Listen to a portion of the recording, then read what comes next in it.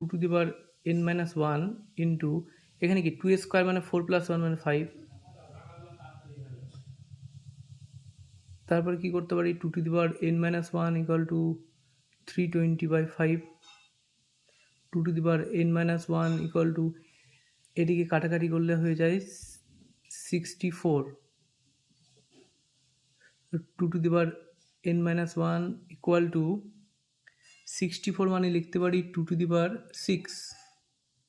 তাহলে এবার a to the power m equal to a to the power n, এই formula অনুসারে base same হলে লেখা যায় পাওয়ার দুটি ইকুয়াল করা যায়। তাহলে এখানে কি লেখা যায় n মাইনাস 1 ইকুয়াল টু 6,